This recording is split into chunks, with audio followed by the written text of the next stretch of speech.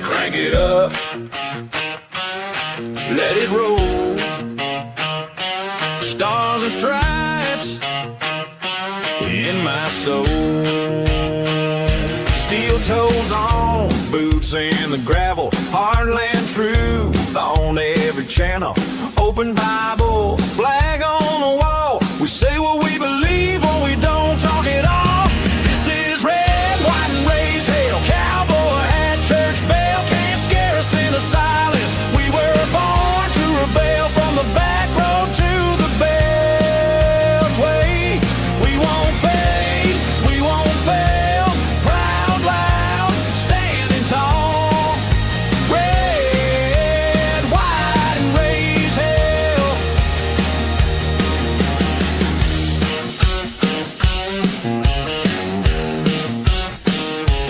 We back the badge, we guard the border. We love our guns and law and order. They try to shame every word we say, but we don't bow down, we just press play.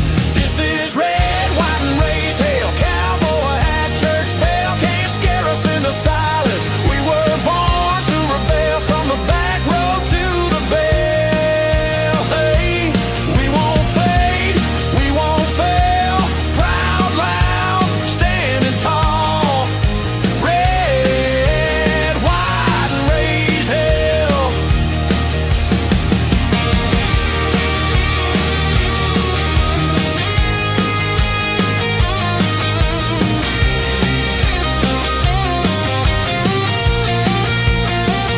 You can cancel the show, but not the crowd. We're still here, still talking loud. Hand of the free on every spell. Hit that mic, host, let the truth ring out. This is red, white, and raised hell. Cowboy hat, church bell. Can't scare us into silence. We were born to rail from the back road to the beltway. We won't fade, we won't fail. Proud, loud, standing tall. Red, white, and raised hell.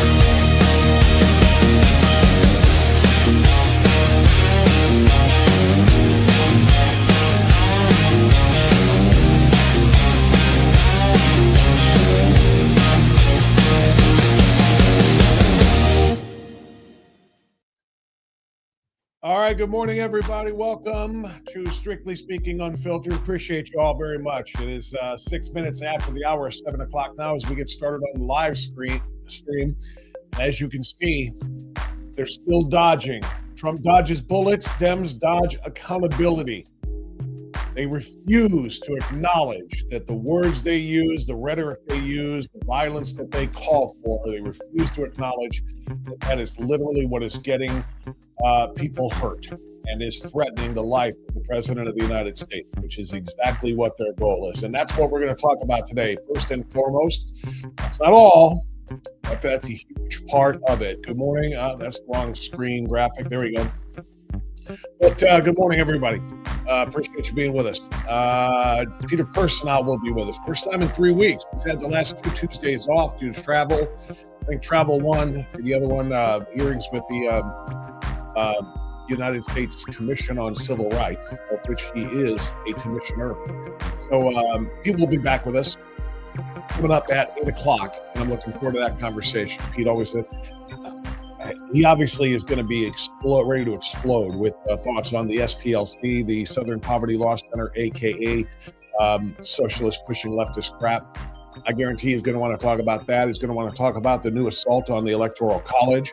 That is a new story from last night that we'll talk about this morning and give you a lot of details on. He's probably going to want to have to say a thing or 1,000 about the the third attempt on President Trump's life from this past Saturday in D.C. at the White House Correspondents' Dinner. So Kirsanow coming up at 8 o'clock. Think of what questions you want to ask him and get him ready for the chat. Don't ask him now because I try to scroll through the chat after I'm done presenting a bunch of content to you, and it doesn't always work out because I can't find it. So save it for when Pete gets on. And when I say, hey, what question do you have for Kirsanow? You throw it up on the comments. I will try to be actively looking at it while I'm also actively talking to Peter. So make sure that you kind of keep those, keep your powder dry, if you will, until that time. So Pete at 8 o'clock and you and I for the first hour. So good morning to everybody who's in the live stream chat. Look at that. I see Mike G. Good morning to you, Mike. Good morning to SRL as well. Good morning to Fred Frog and Sherry and Victor and Jimbo and Charlie G. and Black Belt and RH Ron and Hockey Player Mike and the Macromia, you guys, Rosebud, everybody just keeps on coming in. Thank you, everybody. Seriously, don't forget, bring somebody with you every day that you come to the live stream and get into that chat. So there's no surprise here on where we're going to start. Quite obviously, the loons,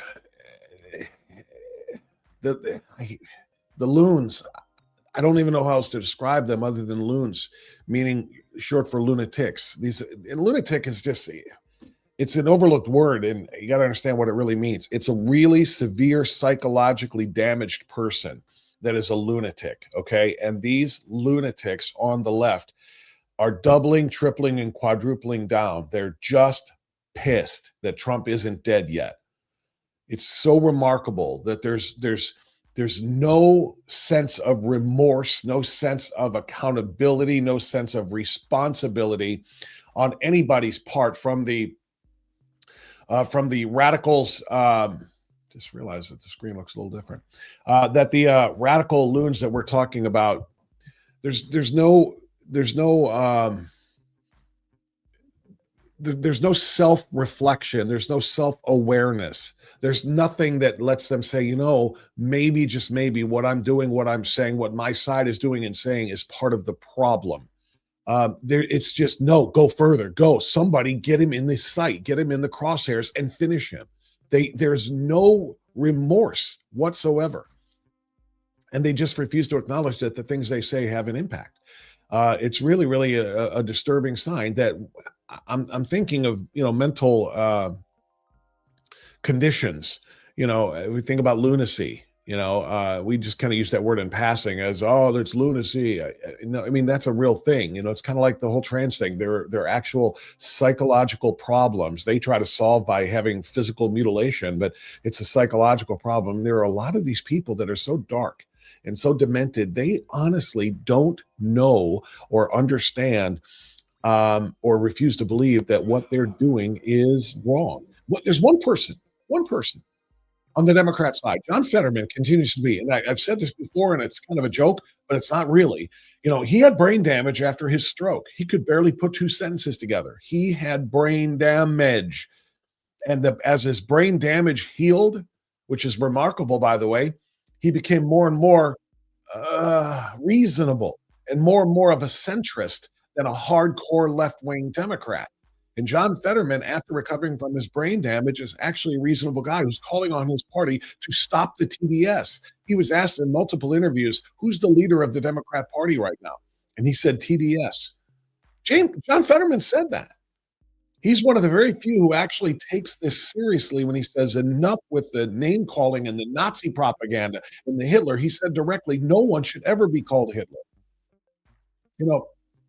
So he's like the only Democrat. I'm not, if there's somebody else, you tell me on the chat.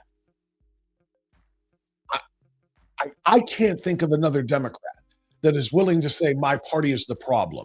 My party calling for political violence all of the time is leading to political violence. There's nobody else saying it except for Fetterman. So it's like I've said before, Fetterman recovered from, brain damage to become a reasonable person. Now it's time for the rest of the Democrats to do the same. The only difference is they didn't need a stroke to have their brain damage. They just have it because of their ideology. When are they going to shake off their brain damage and start becoming reasonable people? So there is nobody. And by the way, I'm going to say one other thing before I start with the content and I give you some of the specific things that are being said by Democrats as they double and triple down on everything. I still find it fascinating, and maybe you do too, or maybe you will, that the go-to reference for the Democrats is always Hitler and the Nazis. Fascists. Those are always their go-to, as if those were the worst people in the world.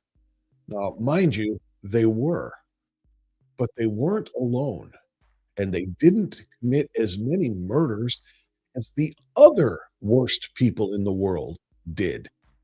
It's funny, when is the last time you heard anybody say, "There's Stalin? He's Stalin"? Do you know how many more people Stalin was responsible for killing than even the evil that was Adolf Hitler killed? When have you heard anybody say, "That's Mao"? Nobody talks about Mao Zedong. Nobody talks about how many. Do you realize he killed tens of millions of people, probably in the full of Mao's Cultural Revolution and the Great Leap Forward? Probably 70, 80 million people by himself. Stalin, 30, 40 million people. My point being, Marxism / socialism / communism. Add them all up, and I've done shows on this before. And I did an entire full newsletter dedicated to socialism's historical evils and the numbers, right? They have killed probably 5, 7, 8, 10 times more people than the quote unquote fascists did. So are they all evil? Yup. Are they all worthy of historical condemnation? Yup. But nobody ever mentions the names of anybody on the extreme political, ideological far left, the ones who killed far more people. And the worst part about it is the fundamental misunderstanding that leftists have, or that they just don't want to share the truth about. Maybe they do know the truth, but they don't want to share it. Is that even the fascists have more in common with the left than they do the political right. The political right doesn't embrace fascism any more than they embrace communism. The political right here in the United States, in particular, condemns fascism and socialism and communism and Marxism. But the political left embraces communism, socialism, Marxism. They defend it. They brag about it. We are trained Marxists, a Black Lives Matter founder said. There are Communist USA organizations all over the country. RevCom USA, Revolutionary Communist Party of the United States, all over the country. And they're filled with political leftists, right? Same thing with socialists. They just elected a socialist, Zoran Mamdani. I call him Zoltar. My son didn't think I knew his name because he doesn't understand the Zoltar reference from Big. Anyway, Zoltar Mamdani is a communist socialist Islamist, and they just elected a mayor of New York City. There are a bunch of socialists that have been elected all over the country, including in Congress, people like AOC and Bernie Sanders. So they have no problem embracing the socialist, communist, Marxist ideology on their side. We reject the fascist ideology that they try to ascribe to us because it doesn't reflect us at all. But yet we're the ones that are the evil ones, because every time something happens or Donald Trump does something they don't like, they call him Hitler. It's just a really remarkable absence of historical knowledge, a lack of fundamental understanding of who the most evil regimes in world history were, particularly in the last 100 to 150 years. They have so very little understanding and realization of what those regimes meant and what those ideologies of fascism versus communism and socialism and so forth mean. Because even Hitler and the quote unquote fascists, even Hitler, what was he? He was a socialist. Nazi stood for National Socialist Party, socialist. So it's just kind of important. All right, I'm going to dive in here. By the way, Dylan is off today. He's got screen problems. Apparently, it's not a flu problem; it's a screen problem. Computer issues on his end. So we're going to work our way through this ourselves. I've got a lot to share with you in this first hour before we bring Kirsanow on at 8 o'clock. So let me dive right in here and grab the videos. Yeah, there we go. All right. So the first one is this is 2.5 minutes straight of leftists being leftists.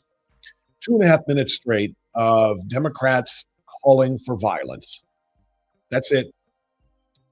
Doesn't need much more explanation than that. This is what we've been talking about. This is what we know is leading to the lunatic fringe, as we talked about yesterday. The lunatic fringe, which, by the way, now has kind of become mainstream Democrat Party. The lunatic fringe follows the advice and the warnings and so forth given by people like these. I just don't even know why there aren't uprisings all over the country, and maybe there will be. People need to start taking to the streets. This is a dictator. You know, there needs to be unrest in the streets for as long as there's unrest in our lives. Enemies of the state. Show me where it says that protests are supposed to be polite and peaceful. Do something about your dad's immigration practices, you feckless. When they go low, we kick. How do you resist the temptation to run up and wring her neck? Biggest terror threat in this country is white men, most of them radicalized right up to the right. I thought he should have punched him in the face. I said, even if you lost, he insulted your wife. Yes. He came down the escalator and called Mexicans rapists and murderers. He said, well, what do you think I should have done? I said, I think you should have punched him in the face and then gotten out of the race. You would have been a hero. I'd like to punch him in the face. I said, if we were in high school, I'd take him behind the gym and beat the hell out of him. Punch some people in the face. When was the last time an actor assassinated a president? They're still going to have to go out and put a bullet in Donald Trump, and that's a fact. Look, as his character is stabbed to death. Where is John Wilkes Booth when you need him? I have thought an awful lot about blowing up the White House.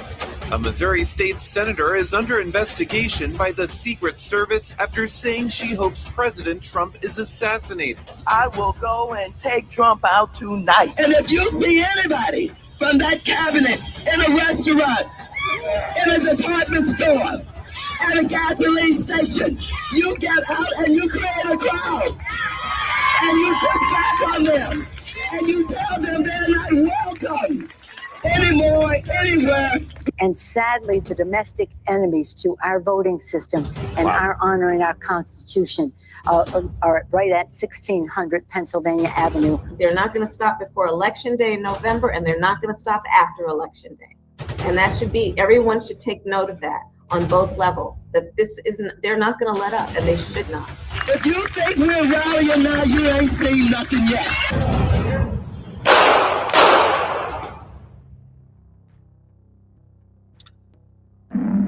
So that's I just don't even know why. that's a taste. That's a small taste. I've got much more for you on this issue. But the worst part about it is they won't even own those things. They refuse to acknowledge or admit that the things that they say like that drive the lunatic fringe. People like this shooter on Saturday. The hell was his name again? Allen. People like Cole Allen, the ones, by the way, you know, he wasn't like some homeless, deranged guy, highly educated, master's degree, successful career teaching, grew up in a family with 2 parents, got siblings, got all kinds of support. It's not like he was like some nobody that life forgot and the world just stepped on and he just, you know, raging out. No. Planned, calculated, I'm going to save my country. That was his mentality. I'm going to save my country by taking out this man that I heard from all of those Democrats and all of those media members. These are people who are elected officials and media members. I have to stop him because, and it was in his manifesto. It was in the manifesto. Page 3, I think. No, 2. Rebuttal number 3, or I'm sorry, objection number 3. You didn't get them all. Rebuttal, got to start somewhere. Number 4, objection number 4 to what his plan was. As a half black, half white person, you shouldn't be the one doing this. His rebuttal, I don't see anybody else picking up the slack. You hear that? That line, my friends, needs to be underscored, highlighted, bold-faced, whatever you want to call it. I don't see anybody else picking up the slack. I mean, somebody has to kill him. Somebody has to do this. Somebody. And if not me, then who? That's the mentality that has been created in the minds of the lunatic fringe, which again, sadly, has become pretty much mainstream Democrat. And evidence of that is all over the place, which is why we're going to continue here. First, though, I want to talk about the teachers. There seems to be, for one reason or another, and it's bizarre and it's disturbing and it's real, though.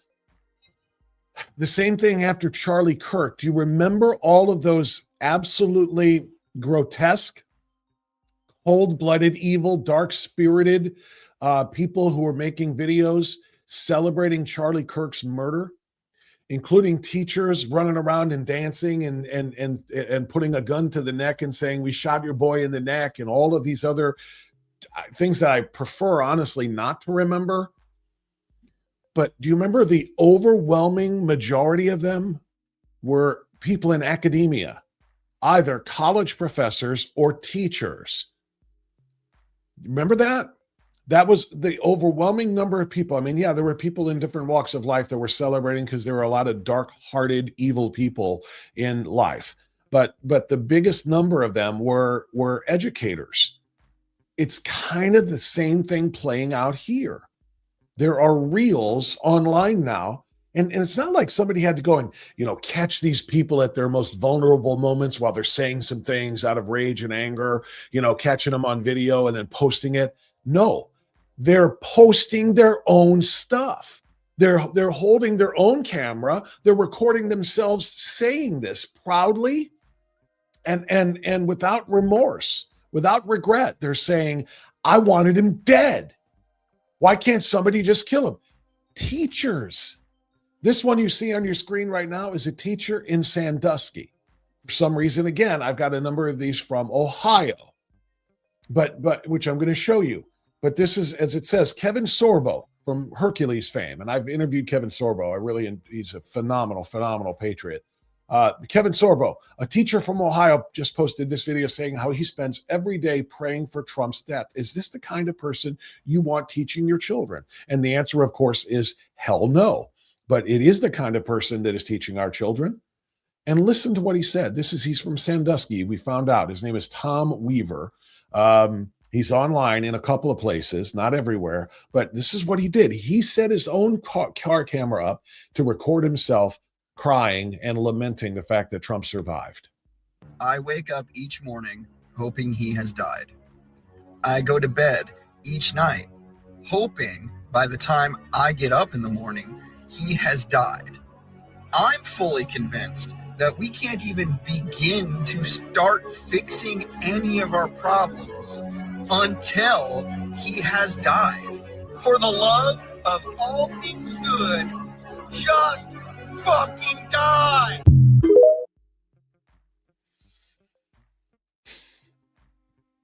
You heard the same thing I did.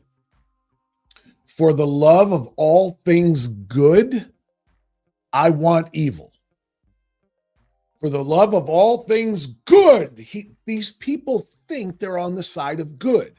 Now, I ask you, how could anybody think murdering somebody is good? How can anybody think or conceive in their head of the idea that wishing death upon somebody else is good? And the answer is when they have been indoctrinated with the concept that this man is the fundamental existential threat to the country, to democracy, to freedom, to all of our lives, they want him dead. Again, this goes back to the Hitler thing. If you could have gone back and murdered Hitler as a child so that he wouldn't grow up to kill all of the people that he killed, would you do it? And it's like a psychological examination question or just a cultural conversation. And most people say, yeah, I would. Which, of course, is insane, by the way, that you would kill a child because of what they might become. But I don't want to get into that. But the point is, people think, if you could kill one person to save a whole bunch of other people, would you do it? And they say yes. And now they ascribe Hitlerian philosophy to Trump and say, so yeah, I want him dead because I'm on the side of good. He just said, for the love of all that is good, will you just die? They think that killing him would be a good thing for humanity. And where do they get that idea? I just played you 2.5 minutes straight of it, and I've got plenty more to play. But first, another teacher. You can see on your screen. This one is Corinne Baum, teacher in Cincinnati. Again, focusing on Ohio, at the Children's House. She posted this video about how sad she was when she woke up to find out that the mission had failed. Watch. Man, there's been a few creators on here saying that like Friday or yesterday could have been the day. And then I wake up to that news, but not that news. We're going to have to pay really close attention to what they're trying to actually distract us from. She's saying she woke up hoping to get the news, waking up to not that news, that he's dead yet, that he was killed. Then leaned into at the very end there, it was just a hoax. It was a fake. It was a staged assassination attempt because they're trying to distract us from something. That's what the last part about what she said meant. To what they're trying to actually distract us from. We have to pay attention to what they're trying to distract us from because it wasn't a good enough or a successful assassination attempt. I want you to ponder that. It takes a special kind of evil to think that. But where do these thoughts come from? It's not possible for it to just come into the brains of all of these people independently. Okay? It's like the trans thing. You didn't get 14 out of 28 students in a 7th grade class deciding they were trans because 14 of them started suffering from their own psychological disorder of gender dysphoria. You had a bunch of people that were indoctrinated by the peer pressure of the moment. That they all had been, it's called social contagion. They all were convinced that this is something they were and that they should absolutely embrace. Same thing with leftism. Same thing with this type of Trump needs to die for the betterment of humanity, for the betterment.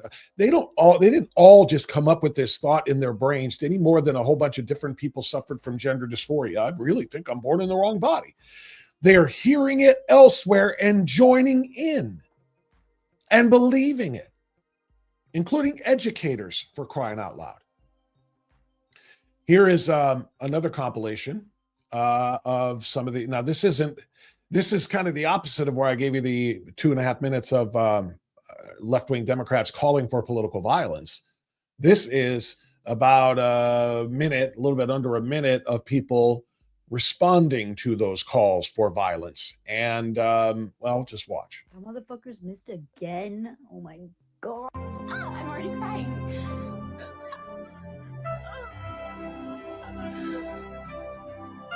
Imagine that one, and again, I know some of you are watching on smartphone screens, small screens. Maybe you can't see the text since that one was just, text and then the reaction.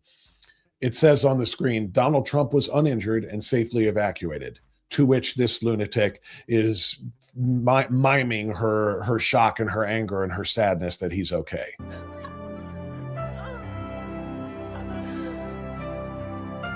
Imagine faking your own assassination attempt for the 3rd time, and then everybody's just upset that it wasn't real and that you didn't croak. I wake up each morning hoping he has died. I go to bed each night, hoping by the time I get up in the morning, he has died. For the love of all things good, just fucking die! They missed again? It's America! They missed again. If somebody misses one more time, nobody wants to work these days. Nobody wants to get out there and work. Motherfucker. All of those people didn't suffer simultaneous delusions. All of those people didn't suffer simultaneous, conditions in their brains that made them think all of those things. They're all reacting to Democrat calls for violence and to one another. It's like a mutating psychosis. It's like a pandemic of mental illness. It is spreading from one of them to another, to another, to another with every video and with every comment from the left-wing lunatics. Let me get back to some of these specific individuals talking about the actual elected Democrats, not just media members and not just nobodies on social media. This one is Katie Porter. And is this one up now? Again, Dylan's not here today, so I'm trying to navigate all of this myself. So bear with me while I try to pull each of these up. But this is Katie Porter. Where'd you go, Katie? It looks like it stopped sharing. Hold on. All right. Katie Porter, who wants to be the governor of California. Where did she go? All right. I'm going to find her, I promise. Well, maybe I can't. For whatever reason, I seem to have hit a wall with, well, wait, maybe that's it. Okay, there we go. I think I can do this now. So Katie Porter is a candidate for governor. She wants to be the governor of the state of California. She is probably the leading candidate now that Eric Swalwell had to be bounced out of Congress for all of his, horrific, there we go, all of his horrific behaviors and the allegations that he's facing with sexual assault and rape and everything else. So Katie Porter has kind of stepped in to fill the void. She's the leading candidate now in California, along with billionaire Tom Steyer, who, by the way, is just about as vile as she is. But I want you to see what the Democrats' leading candidate in California for governor said in response to what just happened on Saturday night. Okay, now hopefully you can see this on your small screen, but I'll read it to you. Sadly, I'm Katie Porter. Some of you know me as the whiteboard lady who held CEOs and billionaires accountable in Congress. So today I want to start with one simple, powerful message we all agree on. Say it with me. Ready? 1, 2, 3. And you can see it there in boldface print, bold font. Trump. F Trump, but she spelled it out. Then she said, that's right, F Trump. Together, we're going to kick Trump's ass in November and stop him in his tracks. I'll stand up to Trump and his cronies again and again, just as I did in Congress, but without my whiteboard, blah, blah, blah. We know what Trump is willing to do and how far he's willing to go. He's willing to kill people in the streets. He's willing to kill people in the streets. This was posted 18 hours after the attempted assassination on Saturday night. 18 hours later, she has this mailer being sent out as a fundraiser. Okay? We know what he's willing to do and how far he's willing to go. He's willing to kill people in the streets, to rip healthcare away, to ruthlessly attack our democracy. But this governor's race asks us, what are we willing to do? What is California willing to do for our democracy? I wish I could tell you that's fake. I can't, because it isn't. It's just how demented and deranged they are. She wants to be the governor, and she's the leading candidate in that race. What's next? Next I've got queued up here is Caroline Leavitt, the press secretary. Press Secretary Caroline Leavitt calling out the Democrats to their faces for all of this yesterday, even though, again, they don't care. They're not listening. They don't, they don't have any remorse. They don't walk anything back whatsoever. Hakeem Jeffries doubles down on it, and so does everybody else. And Caroline Leavitt had to tell them all about it. When you read the manifesto of this shooter, Ask yourselves, how different is the rhetoric from this almost assassin than what you read on social media and hear in various forums every single day? The answer, if you're being honest with yourself, is that there is no difference at all. Much of the manifesto of the would-be assassin is indistinguishable from the words that we hear daily from so many. I pointed that out yesterday in a lot of great depth, you recall, and it's 100% true.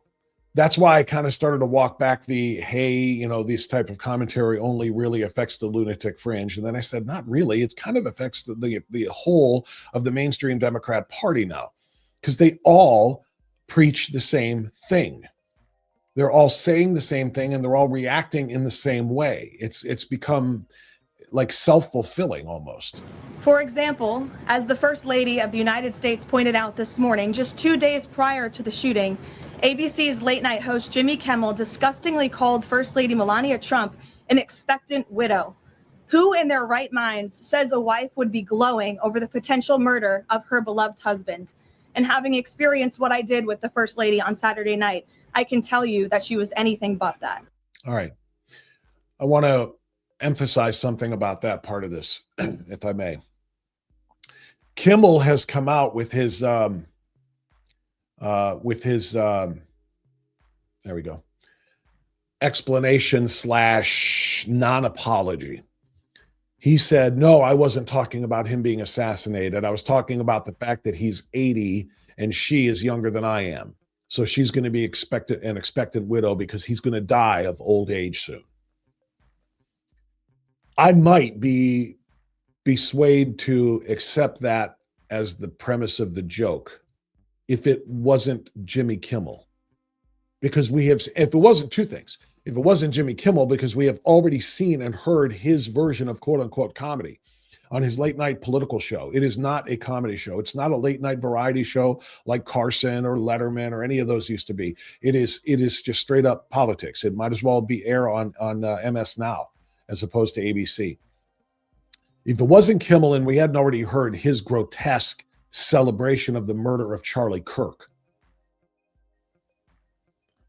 then maybe we give some credence to the explanation. No, I just meant an expectant widow because he's 80 and he's going to die soon. But it was Kimmel. So therefore that is out the window. Secondly, and just as importantly, we're talking about not just an 80-year-old, we're talking about an 80-year-old who has already survived 2 assassination attempts.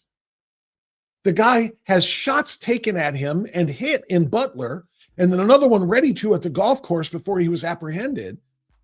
And so when you say she has the glow of an expectant widow, we're not going to give you the benefit of the doubt that you just meant age. The man is a target again and again and again. So no, the BS, I was talking about her age thing doesn't fly there. Now let's get back from the quote unquote entertainers, the left-wing media and political hosts. And let's remember, Jimmy Kimmel is not a comedian. He's not an entertainer. He's a political talk show host. His entire show is about bringing Democrats on to bash Republicans, bringing Democrats and liberals on to sit there and denigrate Trump. That's the entirety of his show. And it's why his ratings are ass. Okay? Let's keep that in mind. But now let's move away from them and let's get back to elected officials. Let's get back to politicians like this ass clown. Sorry, is what it is. There he is, the tampon man himself, Tampon Tim Walz. Of all people to weigh in on this and then to play the, it's not my fault card. Tim freaking Walz.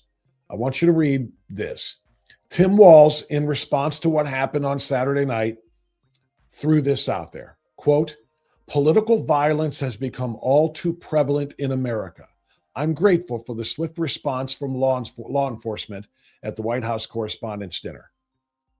All right. And I know you might not be able to read that on your small screen. Bear with me. I'll see if I can make it any larger for you. I can do that. Okay. That's a reasonable statement from anybody, except for the fact that when it's being presented by somebody who has spewed forth so much vile, hateful, venomous rhetoric about the other party and about the leader of the other party is Tim Walz, it just rings beyond hollow. It is impossible to defend. Scott Jennings from CNN called it out. In response to Tim Walz and his political violence has become all too prevalent, Scott Jennings simply replied with 2 words. This you? Connected to the story of Tim Walz joking, air quotes, at a Labor Day picnic that he half expected to wake up to news of Donald Trump's death. Quote, you get up in the morning and you doom scroll through things and you woke up the last few days thinking there might be news. And I'm going to have to zoom that in so I can see the rest of, or zoom out, I should say, so I can see the rest of it for you. You woke up the last few days thinking there might be news, Walz said, smiling. Just saying, there will be news sometime. There will be news. Just like the unhinged teacher, just like the unhinged teachers, angry that, damn it, they missed again. One day we're going to wake up to the news that Donald Trump has been killed. One day we're going to wake up to the news that he's dead.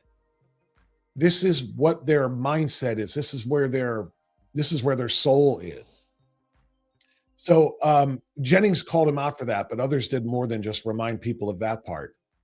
Dustin Grage, you just called him a fascist last week on your trip to Europe. Remember when violence against ICE agents increased by 1,000% after you called them the Gestapo? What did you think your rhetoric was going to do, Tim? Bingo. Bingo. They don't get to say that shit over and over and over and over again and then say, boy, political violence has no place in our democracy. Thank you to the brave members of law enforcement there who did their job. You don't get to play both of those sides of the fence. Pick one. You're on the side of anarchy. You're on the side of lawlessness and no rules, every man for himself. You don't get to try to then play the side of, thank you, law enforcement, for doing your job enforcing laws. You don't get to say, you sorry son of, you don't get to say, Tim Walz, thank you to law enforcement for doing their job enforcing laws after spending an entire 6 months or whatever it was, demonizing law enforcement in the streets of your state, in Minneapolis, St. Paul, saying that those law enforcement agents who are enforcing the laws are the Gestapo, Nazi secret police. You attack law enforcement and thank you to law enforcement. You don't get to play both sides. How freaking stupid do you think we are? This one, you literally went to a foreign country calling Trump a fascist and begging foreigners to do something about it. How is the FBI not knocking at your door? That's a damn fine question. Political violence has become all too prevalent in America. Do these clowns ever take a look in the mirror? No, they don't. They don't. That's why I entitled today's episode what I did. Trump dodges bullets while they dodge accountability. They refuse to look at themselves in the mirror. So this is where we are. And I think I already did the Jennings one. Oh my gosh, the coup de grace. I forgot about my cleanup hitter here. I'll save this one for just a moment. I'm going to save the cleanup hitter one. You're going to want to hear that one. But I'm going to save that while I tell you for just a moment about a friend of the show and a supporter of the show and somebody who can be a friend to you, especially if you've got car problems. Charlie's Auto Repair, my guy in Lakewood. If you are in Northeast Ohio, and I know a lot of people watching right now are not, but if you are a Northeast Ohioan and you've got car problems, I've got something you can't find in very many places. It's called an honest mechanic. If you can find an honest garage that isn't going to upcharge you on everything that you need to have done, you grab a hold of him and you seize him and you hold him tight. Don't let go, because they're very, very rare. They're always going to tell you that you need more than what you do because it lines their own pockets. Charlie's Auto Repair. I've been sending people to Charlie for years, and everybody comes away happy because he is, like I said, he's a rare individual.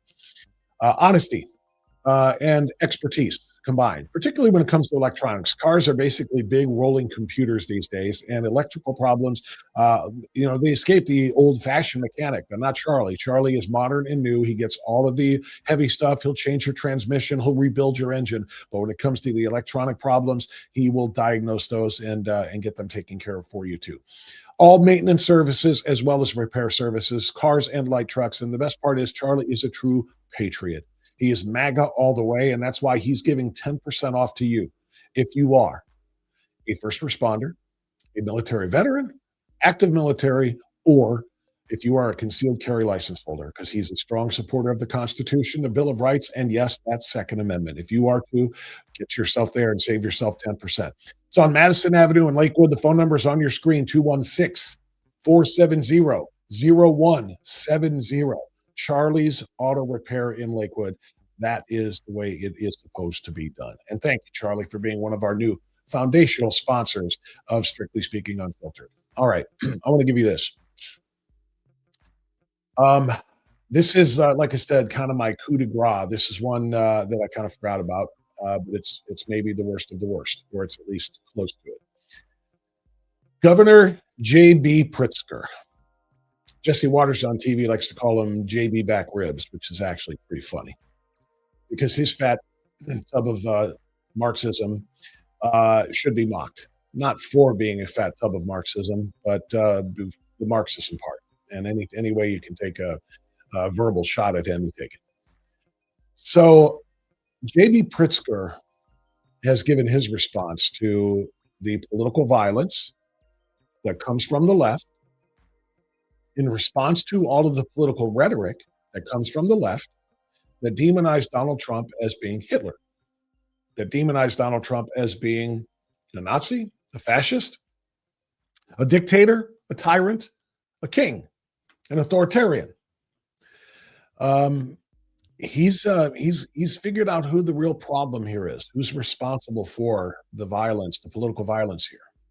And believe it or not, it's not those who are articulating those views of Donald Trump. It's Donald Trump himself. Donald Trump is to blame. That's what JB Back Pritzker believes. I want you to watch this one. Let me bring it up. All right. This is JB Pritzker reacting to Saturday night's events, and listen to whom he blames. The point, Governor? Remember that it's been Donald Trump and the Republicans that have... Question, by the way, that was asked there that was cut off is those who are saying that all of the political rhetoric coming from the left inspires people to take shots at Trump. Do they have a point, Governor? The point, Governor? Remember that it's been Donald Trump and the Republicans that have called for political violence. Donald Trump from the very beginning, remember when he talked about a protester at one of his rallies that they should just beat him up, punch him. He's talked about the death penalty for General Mark Milley. He has called for jailing his political opponents, me included. So this is a president who unfortunately slips into that mode so easily. But I think we should get away from all of that. I'm sure that we can find examples across both sides of the aisle. No, you can't, you stupid son of a bitch. If you could, you wouldn't have just said that him calling for the death penalty, which is a government-imposed penalty for treason, and calling for the jailing of political opponents, which again is what your side did by trying to jail him. Hence the mugshot that probably helped get him elected again. But you literally just described things that are actually in the law and then trying to proclaim it's easy to find on both sides. If it's so easy to find on both sides, why can't you find any on our side? If it's easy to find on both sides, why aren't there radical lunatic fringe people on the right taking shots and firing bullets to the left? How come nobody's taking shots at you? How come nobody has taken shots at Barack Obama, at Hillary Clinton, at Joe Biden, at Kamala Harris, at Gavin Newsom, at Katie Porter, at AOC, at Bernie Sanders, or any one of the other Marxist socialist sons of bitches that are destroying our freaking country? How come nobody has taken shots at your asses? Because we don't do that. You understand? We don't do that. And we're not out there saying, go and, fundamental threat to, or not fundamental. One of the biggest words they use is existential threat. Existential threat to democracy. I heard that one again yesterday, and I don't know if I have that particular clip queued up because I've done so many of these. No, I don't think I do. But existential threat. We have to think about what that word means. I want to be very, very clear about that. When these lunatics call Trump an existential threat to democracy, what is the root word of existential? It's existence. And what is the root word of existence? It's exist. That means if Trump exists, democracy is threatened. That therefore he cannot be allowed to exist anymore. He needs to be killed. He needs to be taken out because he's an existential threat to democracy. When have you heard anybody on the right say that? Did somebody call Barack Obama an existential threat to America? We called him a threat to America because he literally threatened to change America from the capitalist constitutional republic that we are into a socialist, Marxist, globalist hellhole. Is that a threat? You're damn right that's a threat. But we didn't call his existence a threat. That's why nobody tried to shoot him. Nobody, no attacks on, no attempted assassinations of Barack Obama. The difference could not be more clear. What we do compared to what they do. Night, day, up, down, black, white. I mean, I can't say black and white. People say it's a racist comment. No, it just means two polar opposite things. There's a reason why the bullets only fly that way. They fly from the left to the right, not from the right to the left. And it's because of the rhetoric I've spent the last 45 minutes playing for you. They are calling for violence. They apologize not. Did I play? I don't think I played Hack Jeffries. Do I have Hack? I should have Hack. Hack Jeffries basically is saying, I don't apologize for saying we are in warfare all the time against these people. Yeah, I thought I had Hack queued up someplace, but I guess I don't. Hakeem Jeffries basically doubled down and said, shove it or something to that. Oh, wait a minute. There it is. I think I found it. Yeah, let me share this with you. All right, look at that. Last minute, we made it happen here. Hold on. All right, we got him up there. All right, there's Hack. All right, so here's Hakeem Jeffries. Because if you remember, we all were talking about, that big long list of Democrats talking about calling for violence against people, political violence against their enemies. One of the biggest was Hakeem Jeffries saying that we are in a state of warfare at all times against these people. The kind of language that, the left would ordinarily, let's just listen to it. As it relates to anything that has been said, certainly as it relates to the comment related to maximum warfare everywhere, all the time, in connection with the redistricting battle that Republicans launched. I stand by it. You can continue to criticize me for it. I don't give a damn about your criticism. I stand by it. He's trying to claim that his maximum warfare language was about redistricting. Good one. How freaking stupid does he think we are? Now, if, for the sake of conversation, if that were true, and it were, if it was just a statement about something else and it was taken out of context, you're still using hyperbolic, violence associated language, calling it maximum warfare. And aren't you guys the same party that on January 6th accused Trump of starting a riot, an insurrection at Capitol Hill because he said we have to go and fight for our democracy or fight for the country? Even though he prefaced his remarks with, we are going to peacefully and patriotically go down to the Capitol and make our voices heard. Earlier in the speech, he had said we have to fight. The way that every politician ever has used the word fight. I'm Bob France. I'm running for Congress, and I'm going to fight for you. We are going to fight for our rights. Fighting has been used as a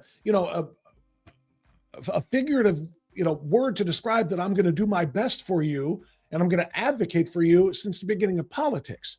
Trump used it, and they said he told them to go out there and beat the hell out of people because he said fight. But when you say maximum warfare, you don't mean maximum warfare, and we should know better? You don't mean actual war should be declared against Donald Trump and that bullets should be flying? Really? The hypocrisy here is so thick and so deep. It's really quite remarkable. All right. It's 7:57. We should have a conversation with Peter Kirsanow coming up after the top of the hour. I'm waiting to hear back from him to make sure that we are still good to go. And while I wait for him, I will remind you about this. Look at that smiling face. Look at our friend. That's Mark King. MAGA and a full-on foundational partner of Strictly Speaking Unfiltered, and was there from the very beginning for me. In fact, he was the first guy to sign on here and be a part of Strictly Speaking Unfiltered. And I love Mark King for that. But I also love Mark King because of what he does for senior citizens, those who are Medicare recipients or who are aging into Medicare for the first time. Mark makes it simple for you. Hence the name Keeping Medicare Simple. For nearly 40 years in Northeast Ohio, Mark King has been doing his thing. All right. He's going to explain your choices to you. He's going to explain or to ask you questions about what your conditions are, what your needs are, what are your prescriptions like, what are your health rehabilitative needs, and so forth. He's going to explain all of the different plans that Medicare has available to you to make sure that you pick the right one. And by the way, he won't pick it for you. That's not his job. You pick it for yourself, but it's his job to give you advice and to make sure you understand every element of it, cost and benefit. All right. That's why you call Mark at 440-832-8936. And you don't have to wait for one of the enrollment periods either. You can get this information whenever you want. He will sit down with you and he will not charge you a fee. You got that? 440-832-8936. When you've been doing something as long as Mark has been, nearly 4 decades, you're kind of the preeminent guy in the field, and he is in Northeast Ohio. Others are representing a single insurance company, are going to steer you to that company's plan because it benefits them. Mark doesn't do that. He represents multiple carriers, and therefore he can let you pick the right plan for you. He is just going to guide you along the way.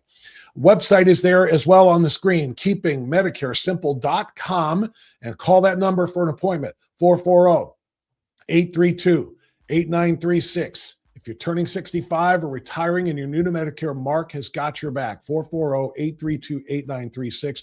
Thank you to Mark King for doing such an amazing job for seniors, and thank you for being a foundational partner of Strictly Speaking Unfiltered.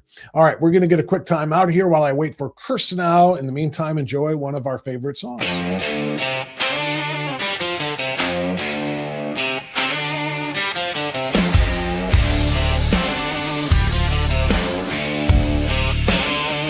Clock in at midnight, vest on, boots laced. Another name on the paper, another hard case. Got a wife back in Lubbock, kids in their Sunday best. I ain't some villain in a movie, I'm a man doing my best. You can scream in my face, you can block my way, but this badge on my chest means somebody's safe today. You hold that sign, I hold this line in my hands. While you're treading the street, I'm the one who stands, yeah. You draw your crowd, I draw the line in the sand.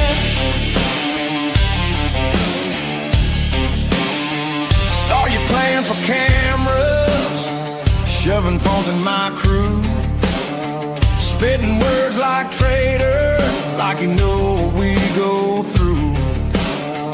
When you circle that transport like it's some kind of game, there's a scared little girl in the backseat, you don't even know her name. You can scream in my face, you can block my way, but this badge on my chest means somebody's safe today. You hold that sign,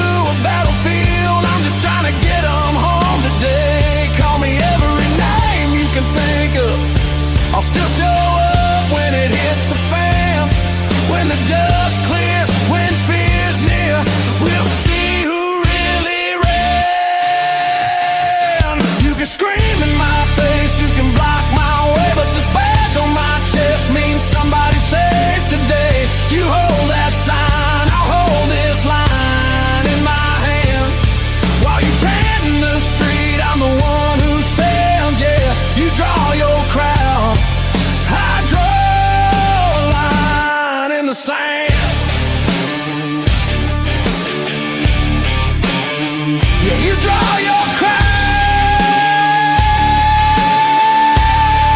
I draw a line in the sand. All right, everybody. Thank you so much for being with us. Hour number 2 is underway now. Strictly speaking, unfiltered are we? How come I'm not hearing my my background music? All right. Dylan is off today. Like I said, he's having computer problems. There it is. Dylan is off, so I'm navigating everything myself, giving you all the videos, giving you all of the audio and everything else. So we're working together. But I do have somebody else who is not off today for the first time in 3 weeks, actually. We had 2 straight Tuesdays without this man's extraordinary wisdom guiding us. And now he is back. And he, of course, since it is Tuesday, you've got to know by now, he is the longest serving member of the United States Commission on Civil Rights in the history of that board. He is Peter Kirsanow. Good morning, Peter.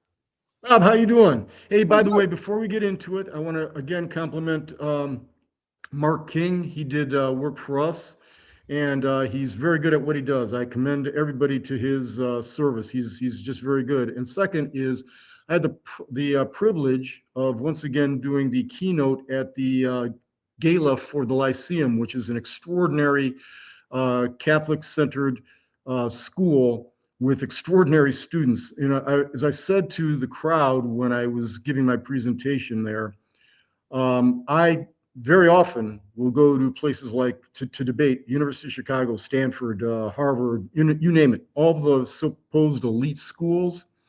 And when I went to Lyceum the first time about 10 years ago, I had no experience with them. I was stunned by how sophisticated their questions were, how well informed their questions were, and they were better than anybody from the University of Chicago, from which I had just returned. So it was really, Luke Masick is the headmaster, and I hope that your audience looks them up. Yeah, I love Luke. He's a great man. I see him every year at Bringing America Back to Life. You know, he oftentimes has students there as well, and they're phenomenal, phenomenal kids, and that is a phenomenal school. So I'm so glad you were able to see them and speak with them, and that they were able to hear you as well. So great stuff. All right, Peter. It's been a minute since you and I got together. As I said, I know you were out the last 2 weeks traveling and working for the Civil Rights Commission and so forth. So let's just dive right into it, because I'm sure there's a lot of things you want to opine upon. And I've spent the last hour speaking about not just what happened on Saturday night, but most importantly, what led up to what happened on Saturday night, which is the same thing that led up to Butler. And it was the same thing that led up to the second assassination attempt on the golf course in West Palm. It's the Democrat rhetoric. And they continue to dodge accountability for it. And then they go on to actually blame Trump and to say that Trump is the reason. Trump's rhetoric is the reason why there's political violence in this country right now. What do you say? You know, they are the ones who years ago came up with the phrase, words are violence. And yet they're the ones who perpetuate words. They incite the lunatics in their base to do these kinds of things. We've seen it over and over and over again, and yet they continue to do it. And even after the incident on Saturday, you had Hakeem Jeffries and Nancy Pelosi coming out and almost justifying it. And if not justifying it, excusing it and any of their complicity in it. It's truly an extraordinary thing. And it would not have happened, or it could not happen, at least with any kind of impunity, if in fact we had an unbiased media. You probably saw the interview with Nora O'Donnell with, I got to give President Trump credit for him to even speak to her. But nonetheless, that's the kind of guy he is. He goes back there, speaks to them, but she acted as if she was totally clueless as to her involvement and her colleagues' involvement in stoking the rhetoric that leads to some of these unhinged individuals doing something like this. So look, I'm done with them. I've been done with them for a long time. I think I probably speak for many in your audience. I know I speak for you. These folks are, because there may be kids watching this, I'm not going to use the kind of pejoratives that I would like to use, but we've used them on the football field or in the construction area. This is, I'm afraid to say, I'm not sure this is going to be the last time. We've got almost 3 years left of the Trump administration. And when I saw the coverage afterwards, it seemed to me that they had no intent to lower the temperature at all. None whatsoever. And I saw Pritzker, I saw the abominable Barack Obama and others saying that Obama claims, well, we don't know what hell. What do you mean you don't know what led to this? You don't know what caused this. You're part of the problem. And the media gives them a pass on it. The media knows they're the problem and they stoke it up.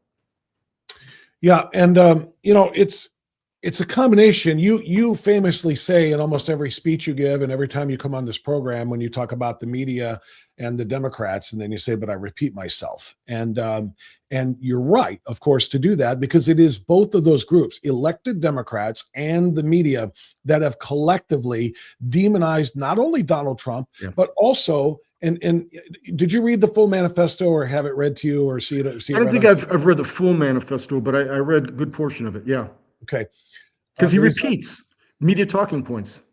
Yes, he does. He very much repeats the media talking points. But the part that's really important here is that he was targeting not just Trump, but every member of the cabinet for whatever reason, save for Kash Patel. For whatever reason, he said, except for Patel. I don't know why. Nobody does yet. Maybe we never will.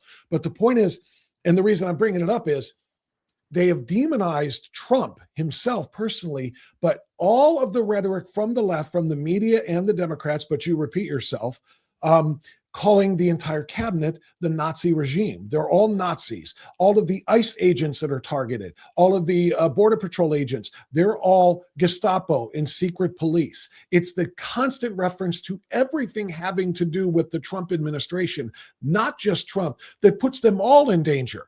We've seen the danger posed for all of the agents in the street by all of the violent obstruction of the jobs that they're doing.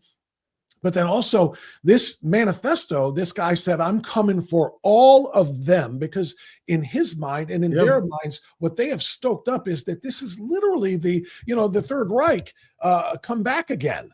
That's the way they've painted this. Yeah, absolutely. And, to some extent, many of us are in danger. I have gotten veiled threats in the past.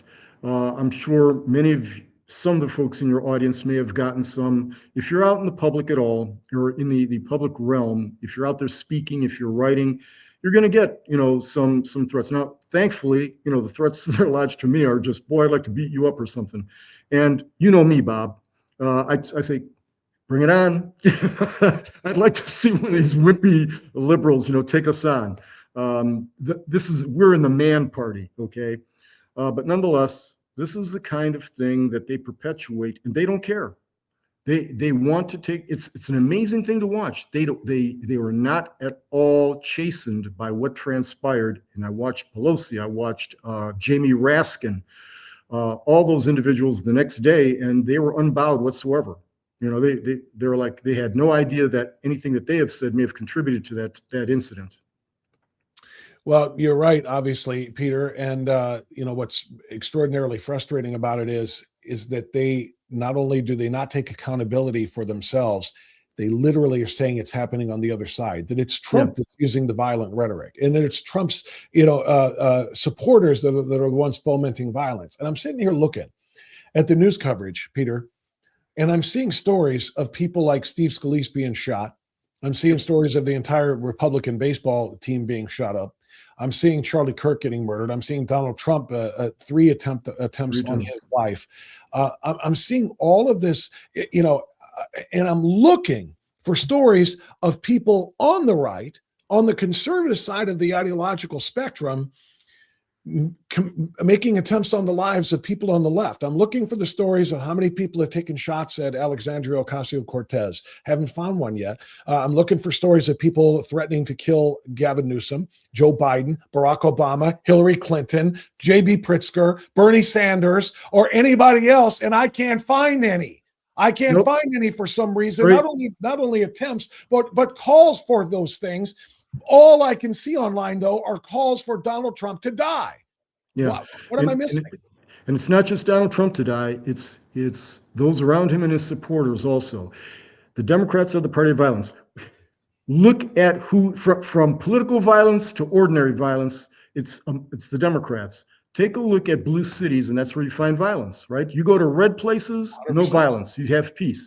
They are the party of violence from a moral perspective, from a political perspective. They're all about violence. They're all about, political change, not because of they've got better ideas, they're more persuasive. No, they intimidate you. They coerce you. They're the party of the Klan.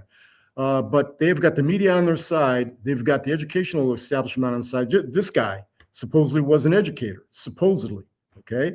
They've got those folks on the side. So those who communicate with our young more readily than others are the ones that are the party of violence or the proponents of violence. Yeah, and you mentioned educated, and I'm glad you did, because this guy was a master's degree holder. He had a degree in mechanical engineering, 31-year-old teacher, stable background. This wasn't some just, homeless person who, life had just, dumped upon for so long, and he was just, out of his mind. And he was a very intelligent, articulate person. You could tell also by the manifesto. Yeah. This was planned, coordinated, and motivated. There's no question by all of the things that you're just talking about and that I've been talking about. The declaration that Donald Trump is an existential threat. And we've heard those words from multiple people on the left in high profile positions. He is an existential threat to our democracy. That means his existence is a threat to this country. Therefore, somebody who would wipe out his existence would be a hero, somebody who would actually save this country, somebody who'd be doing something good for humanity if they got rid of his existence. That language matters. Yeah, and I wish the Republicans were a little bit more energetic and in calling this out. Donald Trump can't do it by himself. They have to have the rest of the Republicans out there who seem to be like shrinking violence out there. I don't know what their problem is. They won't go out there. They should be going on the Sunday shows. They should be going on the evening shows, and they should be calling out the Democrats and the media, but I repeat myself, for engaging in this kind of rhetoric because they are stoking this environment. This has been going on too long, and it's about time. We're usually reticent to do so. We're more of we don't get hysterical. But at moments like this, it's time to get hysterical. It's time to call these folks out and say exactly what's going on here. You can't just be left to Donald Trump himself to go on NBC and talk about this. It can't be left to just Stephen Miller or Katie Miller to talk about this. It's all hands on deck. Everybody's got to get out there. And I don't mean just members of this administration. I mean the supporters. I mean ordinary Republicans and conservatives. We've got to start getting more energized about this and take this to the progressives. Yeah, Peter, you're right. I want to focus a little bit on the events of Saturday night now with you. I spent a lot of yesterday's show talking about this, but I want to get your perspective on why it is that our Secret Service seems incapable of protecting this man. President Trump, I think, had to say what he has said in the aftermath, which is what a great job our Secret Service did, what a great job law enforcement did.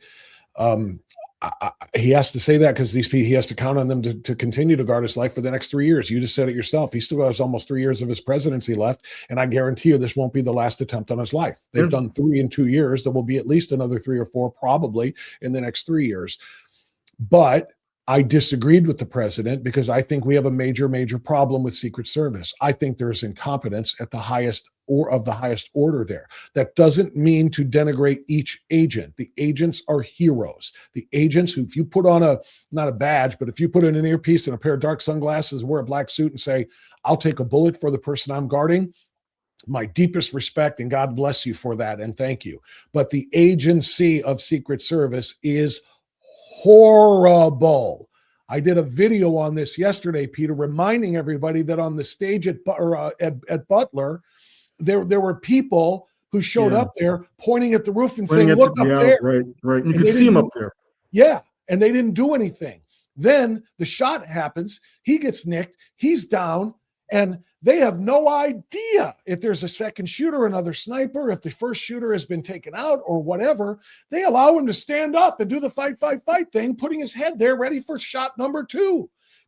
They should have dogpiled him and said, no, sir, you're not getting up. And on the ground, commando crawled him away from that scenario. Peter, and then what happened on Saturday? a guy with 2 guns and a bunch of knives is able to get them into the hotel where the president is going to be, unknown, is allowed free access. He went down 10 flights of stairs to a back stairway to get where he did, approaches, and then sprints a good 50 yards past a whole bunch of people with those weapons, gets a shot off and shoots one guy in the chest, the vest, thank God. And only by the grace of God, all he had were guns and knives and not a freaking vest, a trigger vest, a suicide vest. I think our Secret Service is a barrel of ass. I wouldn't go that far, but I would say this, that but all those examples, when I watch the individual agents, they seem to be discharging their duties. What bothers me is both at Butler and particularly here, the first thing that I asked was how, in terms of the security, how did this happen? How did this arrangement happen? First of all, this is not an ordinary president. This is a guy who's already been subject to 2, up to that point, assassination attempts, overt assassination attempts. We don't know how many have been thwarted. And probably a lot of them have. So, I bet you the Secret Service and the FBI are extremely busy tracking down leads with respect to threats. But what's astonishing to me is, especially after the first 2, is we have this hotel. I happen to be in DC this weekend. And I'm familiar with the hotel, but the choice of the hotel, the choice of this particular venue, and that it wasn't set up in a way that would have prevented this thing. I mean prevented. This, as you saw the video, the guy ran through and goes right past the Secret Service. There should have been barriers established. You admit guests, but then boom, everything is locked down. And when you admit the guests, almost after each admission, you may want to lock it down. I'm not a security expert, although I was once, when I was in college, a security guard. But nonetheless, you wonder about that. So individual Secret Service agents, they're discharging their duties to the best of their ability. They stand in front of the president. They're ready to take a bullet. I looked at Butler, for example. One of the things, again, one of my hobby horses here, one of the things that bothered me about Butler, Bob, in addition to everything you mentioned and the fact that everyone was pointing to Dylan Ruth and saying, hey, he's up there, and nothing was going on. The guys with the rifle, was that, after Trump was shot and everyone kind of dived on top of him, I noticed that there seemed to be complete confusion as to what to do next. And I don't want to take this too far, but they had a female Secret Service agent who was about 3 feet tall. She couldn't even handle her service revolver or whatever weapon they use. I couldn't tell what kind of weapon it was, but her service weapon, she was fumbling with it. And I understand it's a stressful environment, but that's what you're trained for. And if you are 5'2" and you've got a president who's 6'3", you're not going to be providing any protection. They should have covered him completely, and she's unable to do so, physically unable, no matter how much she wants to do so. And God bless her, she was willing to put her life on the line. But the top levels of the Secret Service, you can't be politically correct about this stuff. This is the leader of the free world. So, Bob, I concur with you. This better not happen again. Kash Patel and others really need to take a close look at this, because let's face it, it's on his watch. It's that way, he's FBI, but it's on his watch, and it cannot happen again. Well, this one was obviously Butler was on Biden's Secret Service, that was, because he was a candidate at the time, obviously. But yeah, I want to double down on what you just said. I want to emphasize, I'm not talking about the individual members, the ones who are doing their best. They're heroes, always. Okay. You take that job. You're saying, I'll take a bullet rather than let you take one. I will dive in front of that bullet for you. That's my job. And it's not just the president. Secret Service guards the First Lady. They guard other foreign dignitaries and heads of state that come in. There's Secret Service guarding King Charles and Queen Camilla right now. By the way, I wonder where the protesters are. No kings. I'm not talking about the individual agents. I'm talking about the policies and the protocols and the establishment. Peter, I know you said you didn't read the whole manifesto. Let me read the last part of the manifesto. This is the guy who literally, from the hotel room that he had checked into the night before, it's like nobody thought, what threats might be. And all they were worried about is who's coming to the dinner. Who's coming to the dinner? Who's coming into this building now? We're going to make sure to check everybody. What about the people who came in last night, you stupid? So here's what the actual guy in his hotel room, the shooter, this Cole Allen, wrote in his manifesto before he went down there and thought he would never be able to talk again. He thought he expected to be killed in the course of his actions here. But okay. Now that all the sappy stuff is done, what the hell is the Secret Service doing? Sorry, gonna rant a bit here and drop the formal tone. Like, I kind of expected security cameras at every bend, bugged hotel rooms, armed agents every 10 feet, metal detectors out the wazoo. What I got, who knows, maybe they're pranking me, is nothing. No damn security. Not in transport, not in the hotel, not in the event. Like, the one thing I immediately noticed walking into the hotel is the sense of arrogance. I walk in with multiple weapons and not a single person there considers the possibility that I could be a threat. The security at the event is all outside, focused on protesters and current arrivals, because apparently no one thought about what happens if someone checks in the day before. This level of incompetence is insane, and I very sincerely hope it's corrected by the time this country gets actually competent leadership again. If I was an Iranian agent instead of an American citizen, I could have brought a damn Madus in here and no one would have noticed shit. It's actually insane. He's right. Right. Here's the guy who's the shooter, and he gives the most eloquent exposition of what the problems are. Really something. This is something that, again, at the highest levels, individual Secret Service agents, fine, but at the highest levels, the strategy for us, and it just boggled my mind. And again, I was in Washington at the time. I was not at the event, I was in Washington the day before and the day before that. But you look around and you say, to some extent, the same is true even at the White House, if you go to the White House. Now, they've got tremendous amount of security there. They've got, now I haven't seen them, but when I've done the research for my novels, for example, and I've researched the Secret Service to some extent too, I mean, they've got all kinds of redundancies there. Supposedly, the word is that there are anti-aircraft missiles on top of the White House, and you would expect that, especially after 9/11, when the word was that one of the planes was going to come to the White House, was planning on coming to the White House. So you have to have that kind of security, but what good is having anti-aircraft missiles or any kind of exotic weapons when there are breaches or huge gaps in the overall strategy for defense? If this is an intelligent individual, no doubt about it, he planned it out, he thought about it, because you could tell from his manifesto, he thought about it intensely, almost in a sympathetic way, like, hey, how come they're not protecting the President of the United States? Bob, you and I are in agreement on this. There are huge holes that need to be filled. No question about it. Peter, we could talk about this forever, but I do want to get your opinion on a number of other things since it's been a little bit. And there are breaking news stories here, and I'm going to share this one with you and with everybody else. I'm going to play a little clip from Fox 8 News here. Even though this is a national story, I'm just going to go with the local folks because they do a pretty good job of presenting this. Our elections, Peter, are in serious jeopardy, as you are well aware.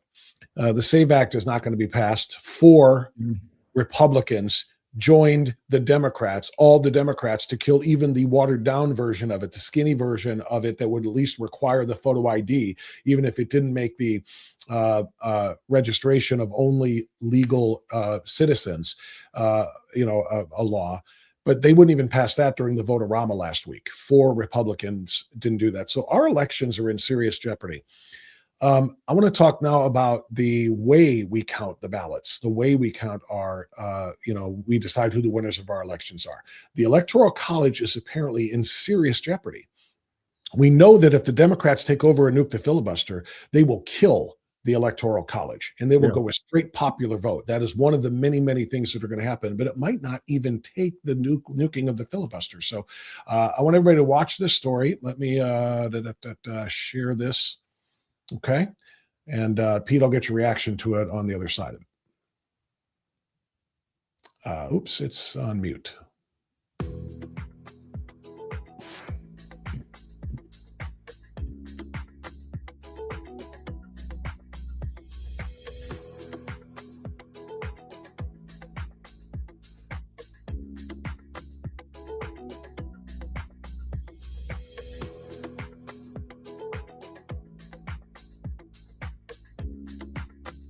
This is not actually what I wanted to play here, but it's important, so I'll let people read it.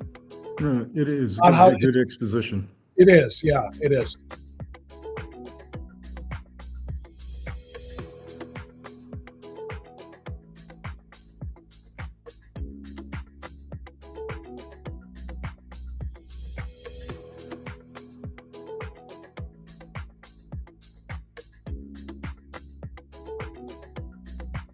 About 20 more seconds. We're going to let it roll.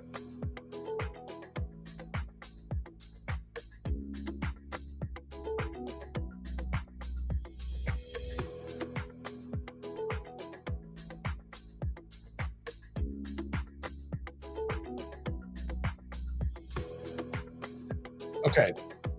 That's just a little kind of an explainer of how the Electoral College works. Okay, let me stop that now. Go ahead, Pete, if you wanted to react to that. Yeah, I think that was a good summary, good encapsulation. It's like one of the things that you get during civics class in school. And people tend to forget from time to time. Well, it was civics class when I was in school. I'm not sure if they teach these things. It's probably the Communist Manifesto these days. But nonetheless, the Electoral College is genius. Our founding fathers are much more temperate, responsible, and smarter than the current crew that we have.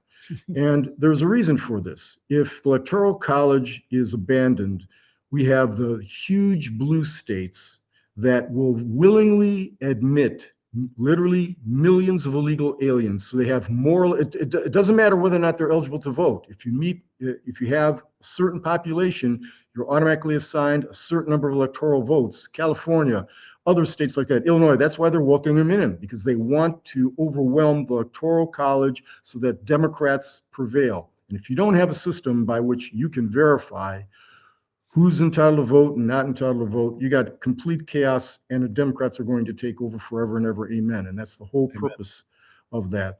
So I think it's imperative. I would encourage everybody to look at the founding documents, look at source material that explain this. It's very easy to do so. And whenever something that's worked well for 200 years is proposed to be changed by Democrats, and especially this cohort, you know something foul is afoot.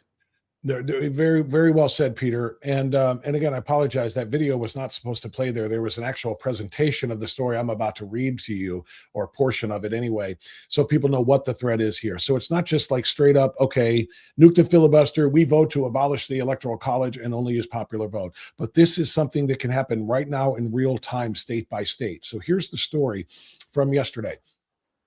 A candidate requires, as we just saw in the educational video there, requires 270 electoral votes to be elected president. The votes are winner take all in each state with the exception of Maine and Nebraska. Virginia recently became the 18th state to enact new legislation that would assign its electoral votes to the winner of the national popular vote. I didn't know there were 17 states that did this. They've just became the 18th. Yeah. If just a handful of others do that, the Electoral College as we know it becomes obsolete. Yep. Quote, I think this is a very straightforward long-term plan to get us to a point where the United States is frankly what most people think it is, which is a place where every person's vote counts the same as every other person's vote, Virginia Governor Abigail Spanberger said after signing legislation to add the state to the National Popular Vote Compact. Quote, unfortunately, that is not the case when it comes to presidential elections, where by virtue of having the Electoral College, depending on the state you live in, your vote does count differently. Peter, give me more. I mean, obviously, everything you just said and everything you explained about why the founding fathers knew so much more than these morons today, that is obvious, but give me more on the specifics of how dangerous this is, that state by state, if blue states say, we're not giving our votes to who the people of our state voted for, we're giving our votes to who the national popular vote went to, what that does. Yeah, everyone needs to understand that this is an overt attempt to extinguish, to completely abandon the United States Constitution, or at least this particular provision. This is a subtle, not even a subtle way, but without having to overtly amend, which is tough. It's very difficult to amend the Constitution. That's why I only have a few amendments to the Constitution over a period of time. But this is a way of getting around that. And the Democrats have done the calculus on this. They're not doing it for the betterment of individual American citizens. They're not doing it for the betterment of the United States of America. This is for the betterment of the Democratic Party. I hate to be partisan about this, Bob. I mean, I am a Republican. I'm a strong conservative. But put that aside. This is an attempt by the Democratic Party, and they're being very forthright about it, because they know they got the media running cover for them, but it's on the part of them to forever have hegemony over the politics of the United States of America, and they will do so if this thing passes. And because the media, either because of ignorance or complicity, doesn't report it fairly and accurately, I think most people are unaware of this attempt. This needs to be stopped. Yeah, I think most people aren't aware. I wasn't aware. I didn't realize that even 17 states already did this, and all it takes is a few more. It's remarkable. As I said, Bob, when you're on the Civil Rights Commission, you know, if you come to Civil Rights Commission hearing today, you'll see what they've been planning for 5 years, or what's going to go on 5 years from now. They try out all of their moronic things at the Civil Rights Commission first, and when you hear them for the first time, you're going like, what? This is nuts. Next thing you know, it's been mainstreamed. So this is very dangerous, folks. No question about it. So it's funny to listen to that radical lunatic Spanberger, say that, we want everybody's vote to count. They are literally erasing the vote of the people of Virginia. Anybody who votes in Virginia, if the majority of the people in Virginia tell you that we want Donald Trump, this is hypothetically, we want Donald Trump, and then the rest of the country votes for Kamala Harris, Virginia's voters get completely wiped out. We don't care that you wanted Trump. Our electoral votes are going to Kamala Harris. That in such a scenario. How is that ensuring that every American's vote counts? It's literally wiping out the votes of the people within your state. You don't get to choose, you let the nation choose for you. It's the most ridiculous thing that I've ever heard. But then again, we are talking about Democrats and we are talking about Spanberger, and they thought that it was constitutional and that it was a good thing for democracy to take a state in which there are pretty much close to 50% Republicans and 50% Democrats, which is why they had a 6-5 Democrat to Republican majority delegation in Congress. And they just thought it would be good for democracy to change that around and redraw them so it's 10-1. Less than 10% of the voters of the voters in Virginia can be represented by a Republican. Remember at all times that the Democratic Party is party first, nation second. Party first, nation second. The old Soviet Union, I don't mean to get too extreme here, but the old Soviet Union, that was nothing was outside the party, everything was in the party. Party first. And if you take that perspective, which is true, then you'll understand their motivations. And Spanberger, just watch her. I mean, she's been in office for just a few months now, and she's pretty much abandoned every promise she made to get elected. She knew that if she ran as the radical that she is, she wouldn't get elected, even in a purple state and trending blue state like Virginia, because they have that huge DC corridor population in the north. Of course. This is something that they're trying out. They try out in places like this, and then they export it to other states. Now, we're fortunate in Ohio that we're a +8 to 11 R state. That's unlikely to happen. But they thought that just about a decade or two ago in Virginia, that's unlikely to happen. Republicans need to wake up, be more aggressive, more savvy, and be thinking politics constantly, because that's all the Democrats do. And they are not just the Republicans' adversary. And I'm not talking about your average, again, be clear, I'm not talking about your average Democrat out there, but I'm talking about their leadership. I've talked to these folks, and without saying that they're all like this necessarily, but so many of them are party first, and I don't think that they really care about America. In fact, I think that they think much of America is, frankly, the worst thing that's ever been created. Well, that's not exaggerated. That's not hyperbole. You talk to these folks, so it's really something. I was naive for a long time in my life, and then I started talking to these people and dealing with these folks, the leaders, the guys, the strategists, and realize that these folks are just lunatics. They are all of that, Peter. And I was going to say, it's funny you said that, because when you said that these people are party first and country second, I'm thinking to myself, because country might be third or fourth, actually, because I mean that's how little they actually regard the country. And I agree with you. I think they despise it and its existence, which is why they were so over the moon excited for Barack Obama, who came in back in 2007 and saying, "I'm going to fundamentally transform this country." You don't transform things you love. You transform, i.e., change things that you don't like, and that's the reality. Which is why they want to surrender, the borders to globalist interests. They want to surrender, basically our power. everything that they have tried to do over the course of the last, well, we could say beyond the last 20 or 30 years, but certainly since the appointment of Obama, or the installation of Obama as president, they've really kind of shown what they think about the country, big picture, which is what you're saying. The election of Obama, the advent of Obama, should go down in history if we have a fair and accurate accounting of history, which is a big if, as a turning point in this country. My view is, despite all the hagiography about him, is he's the most pernicious arrival on the political scene in at least 100 years and maybe more. He is dangerous. He does not like the United States of America as currently constituted. And that doesn't mean, when I say that, I don't mean in the typical sense that he doesn't like the United States of America because he thinks it can be better. No, he doesn't like the way the country is fundamentally, as he said, he wants to fundamentally transform the country. Now, Bob, you married your wife. Did you want to fundamentally transform her? No, you don't want to, maybe little things here and there.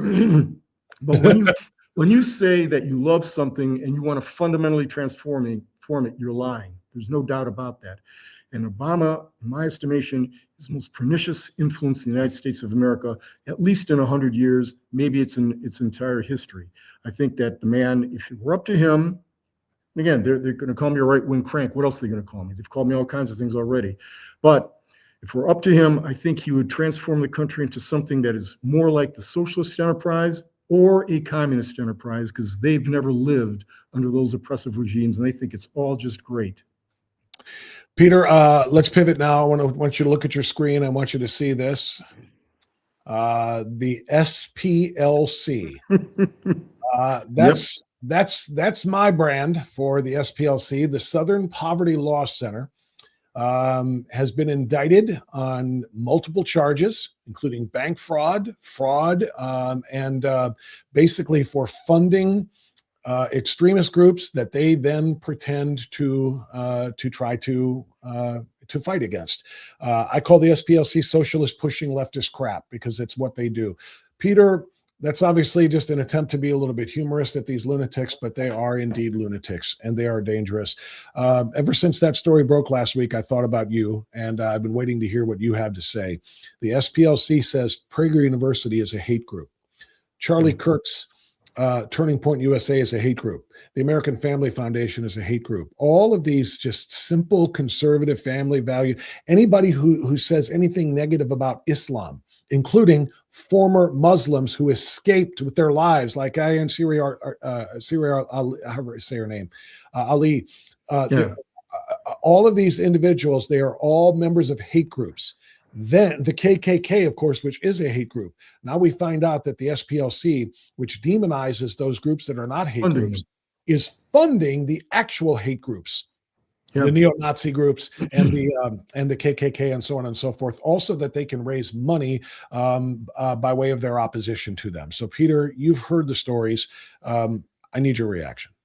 Again, if you want to see what the left is up to 5 years from now, come to the Civil Rights Commission today. I've been saying this about the SPLC for quite some time. This is obviously in our wheelhouse, and it has nothing to do with the South, poverty, or law. And it may be a center, but all the other things it's not. And remember, the name escapes me, but just a few years ago, someone inspired by the SPLC went to the Family Research Council with a weapon to kill somebody. This is the kind of stuff that they do, and they also tell lies. They engage in propaganda on a regular basis, and it's pernicious. It does nothing to advance the prospects or the enterprise of the United States of America. Extreme leftist group, and the fact that there's so little overt racism, pernicious racism in this country, that you have to have an organization like this to fund racists. That's what they do. They've been doing it. That's what was revealed. So just all you have to do for your listeners and viewers is just keep that in mind. But more importantly, it's time for conservatives, past time for conservatives, to be even more vigorous, more outraged. To the extent you have any money to put where your mouth is, please do that, because the Democrats are all about power and politics and the money. They have finances up the wazoo, and we don't. We go They about have our an daily over lives. $300 million endowment now, and we found out that such a massive amount of that actually came in after Charlottesville, after they funded and literally paid for the transport and everything else for the Unite the Right people to show up there in that showdown with Antifa over the Robert E. Lee statue and so forth. They funded that entire event and then sent out mailers requesting support to help fight these terrible, neo-Nazi and white supremacist hate groups. They funded them in order to raise more funds off of them, Peter. And to that point, and I think it was revealed like on Friday or over the weekend, they got money from some of the biggest left-wing organizations in the country to the tune of tens of millions of dollars per organization. So their coffers swelled in 2017, bigger than they ever had before. I'm sorry, in 2017. Bigger than they ever have, and it's when they were being. This is why they've been indicted now, because that's when they paid the hate groups to actually go out and do things. Right, and they're not alone. They're not the only organization that is purports to be a grassroots organization. What's the phrase? No, it's not grassroots. It's astroturfed. Astroturfed. Because it's all artificial. Yep. And they get their money not from grassroots individuals who support their endeavors. They get them from these leftist organizations and from corporations.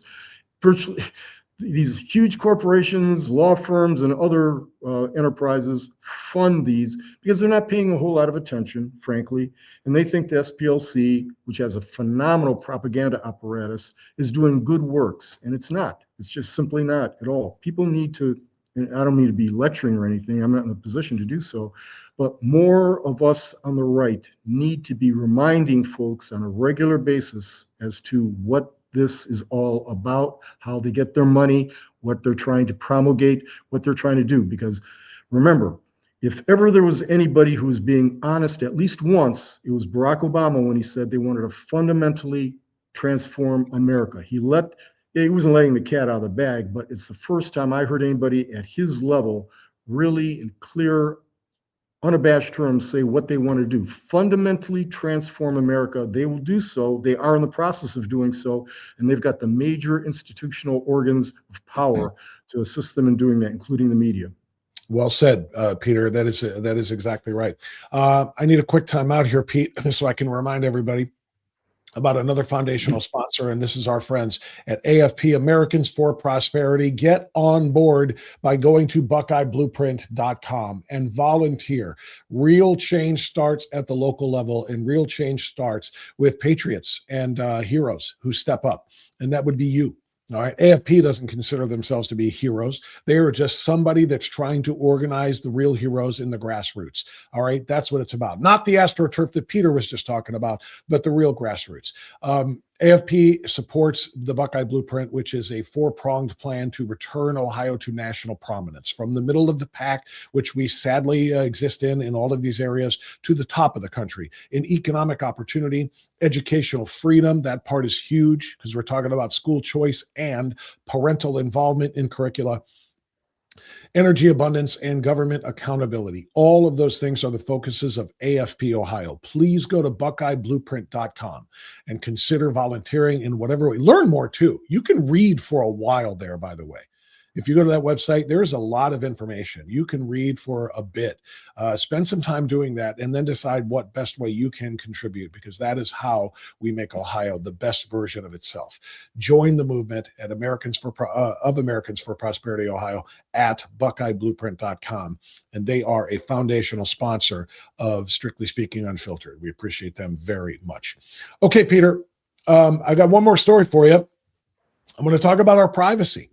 Let's share this one with the stage. Here we go.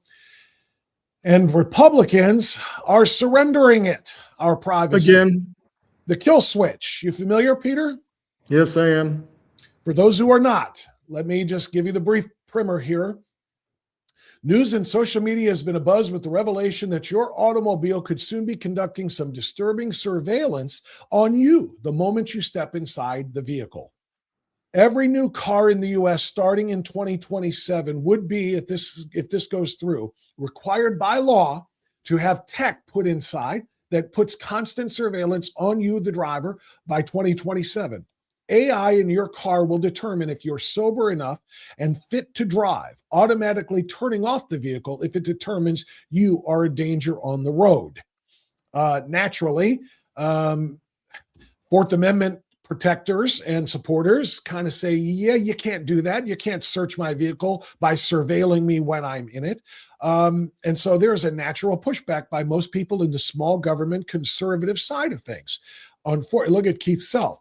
Congress allowed this Orwellian mandate to become law. A group of us in the House tried to stop it. Americans want freedom, not remote controls and mass surveillance. We must move to repeal this mandate before 2027. So, Pete, Town Hall went and did the work here and gathered up. There it is. Actually, JBS did this, the John Birch Society, but Town Hall published it. 57 Republicans voted to abandon Republican small government principles and tenets to vote in favor of the government controlling your car, how you can drive it, when you can drive it, et cetera, et cetera. And I looked through this and I found the names of Dave hold on, let me share this tab in case it isn't sharing. Dave Joyce, one Ohio congressman, Max Miller, that's 2. And where is he? Mike Turner, there's 3. 3 of the 57 Republicans who voted to surveil the American public by way of putting this tech in their cars. 3 of those are from Ohio. Peter, what is your message to those individuals? I can't say it, Bob, because I suspect that family members are watching this, and young folks are watching this. If they were nearby, they'd get near. I didn't hear that, Bob. I think you were muted.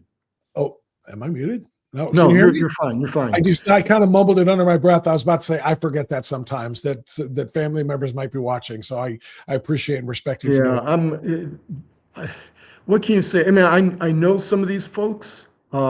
Next time I see them, I'm going to give them an earful like I'm wont to do.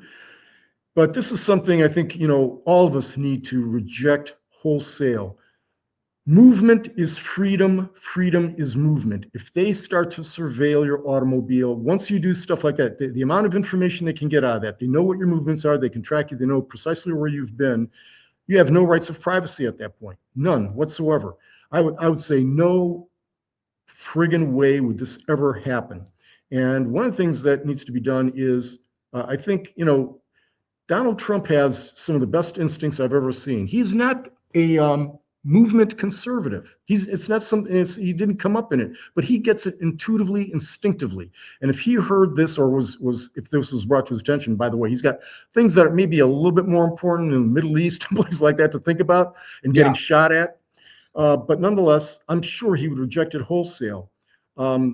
I would say forget these clowns who've signed on to this petition. All due respect to Max Miller, who I think is a nice person, but you can't sign on to something like this and expect to be taken seriously from a Republican or conservative base. And I think he probably is rethinking that as we speak. But nonetheless, go straight to the guy who can get things done. If Donald Trump thought that or had any input into this, he would say, cut this out now. Let Democrats, the party of control, surveillance, let them propose something like this, and then we shoot it down wholesale. But it just upsets me that Republicans would even sign on to something like this. That's the reason I'm bringing it up is, I expect this kind of stuff from the Democrats because it's what they do. They believe in giant government. They believe in Big Brother. They believe in them watching you, guiding you, regulating you, telling you what you can do, what you can't eat, what you can't eat, and so on and so forth. And Republicans are supposed to be like, look, I don't want to get into a tax discussion here, but when it comes to taxation, I'm not opposed to the principal idea of taxation because I need somebody to build me a road so I can drive to work. And I need somebody to stop the bad guys. So I don't mind paying some taxes to fund basic fundamental infrastructure to allow society to happen.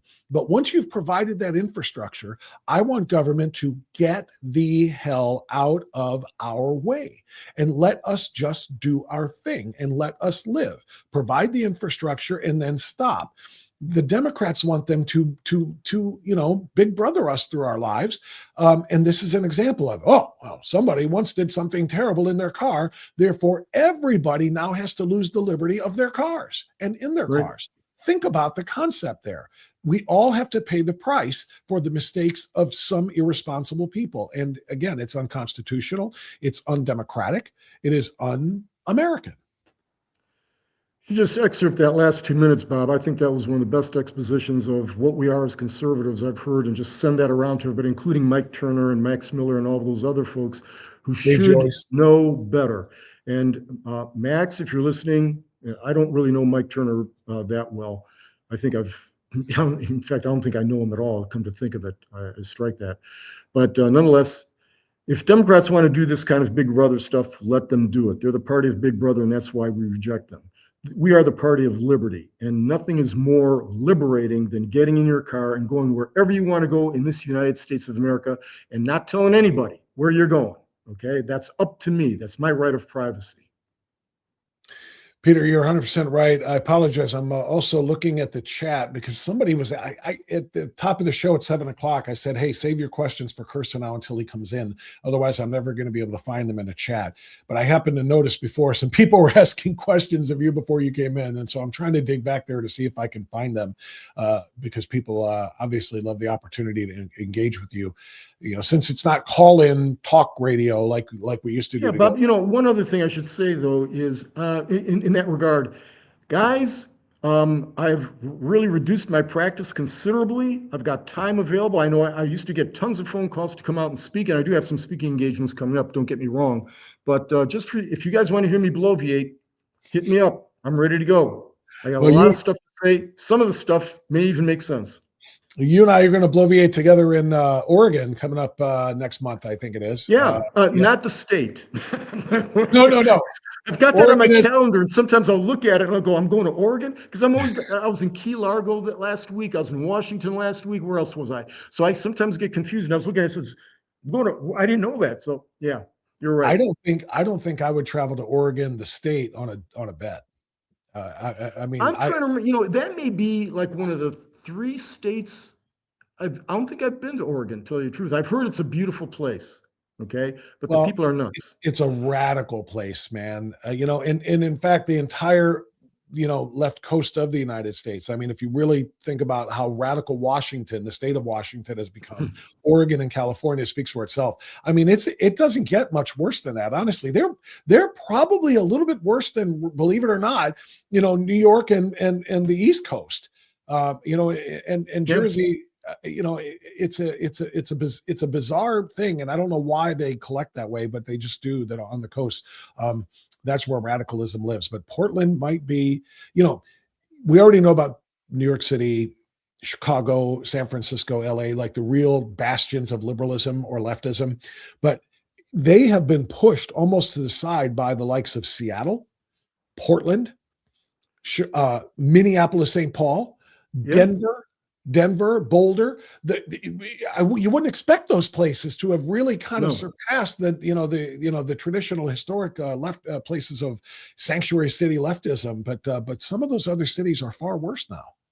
Yeah, I agree with you, Bob. I've been, in my lifetime, there's been a transformation, and that's overt. It is intentional on the part of the left. They know what they're doing. And I would exhort my fellow conservatives to start thinking more strategically like the left does. We have to start to preserve these places and make sure that that kind of radicalism doesn't invade and pervade. Yeah, well, you're right. And they are both of those things, invasive and pervasive.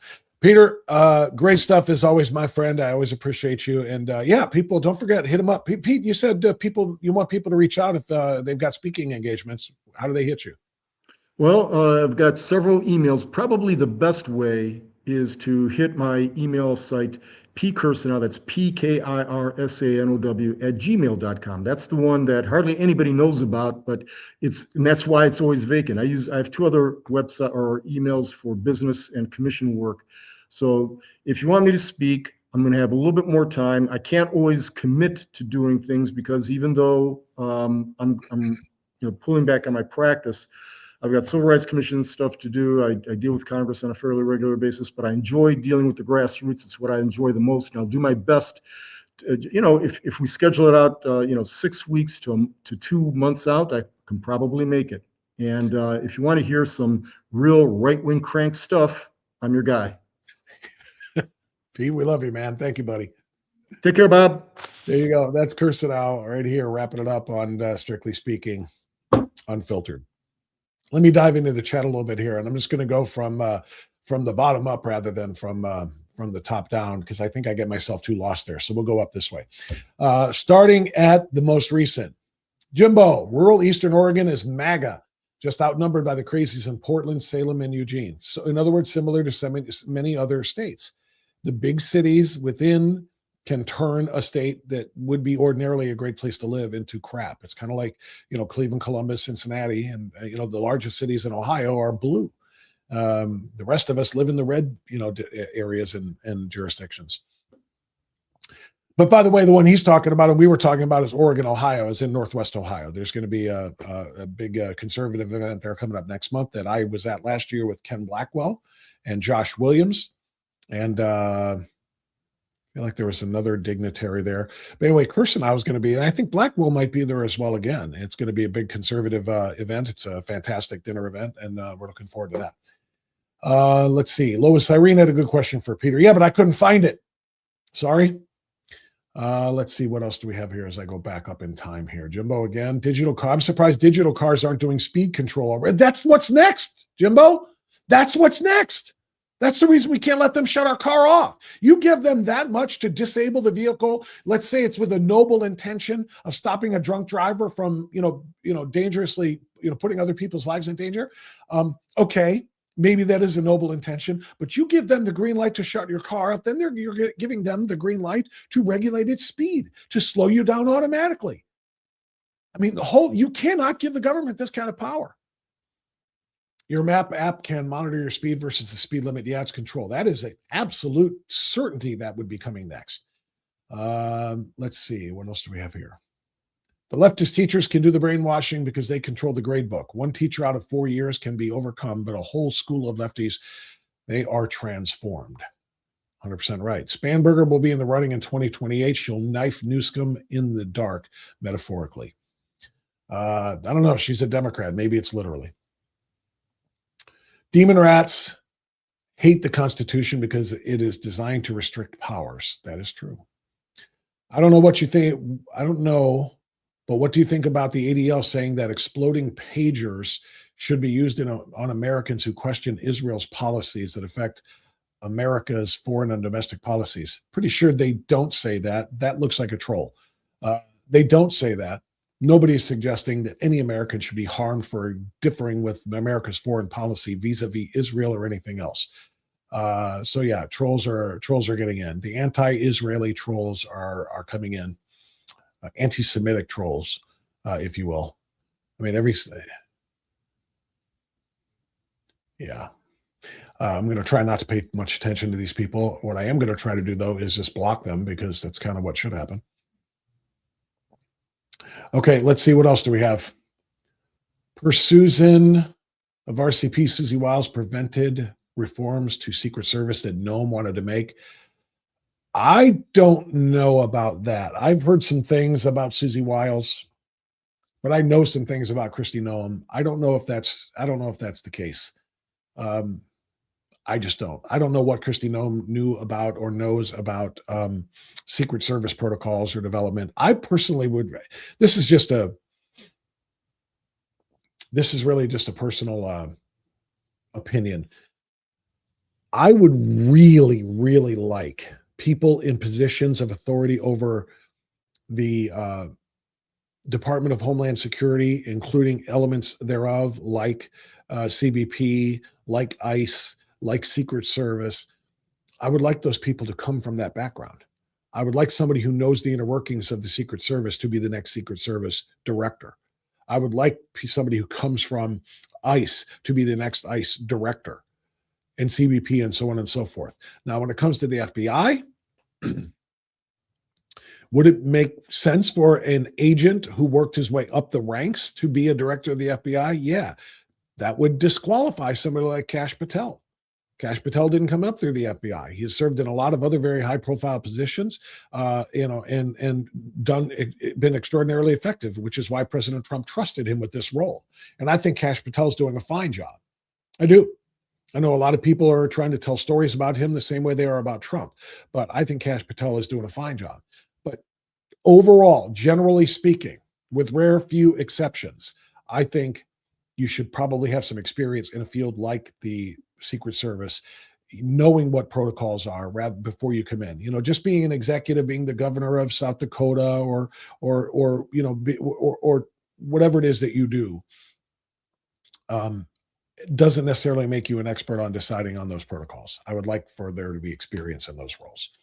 All right, I'm going to end it there because I could go on and on with these chats. By the way, chatters, I peeked in at it, I don't know, an hour or so ago, and I saw 161 people chatting with us. I saw 43 likes at that time. Unacceptable. When you come into chat, hit the button. Please hit the thumbs up button, and please hit the bell, the notifications bell, so that you can be informed of new content that is dropped as well. It helps grow the channel by way of the algorithms, and that is what I'm going to always ask you to do. All right, everybody. Thank you to Peter Kirsanow. Thanks to you for participating in the chat. Thanks in advance to anybody who's watching this on playback later for commenting in the comment section. Again, comments, chat activity, likes, notifications, joining of the locals community, all of those things help grow the channel. All right. We want to reach more people than just us. We've got to let people know we're here. And the only way you do that is increase the activity level. Okay, everybody? Thanks very much. Be well, be safe, stay free. We'll see you tomorrow morning, bright and early on Strictly Speaking Unfiltered. Bye, everybody.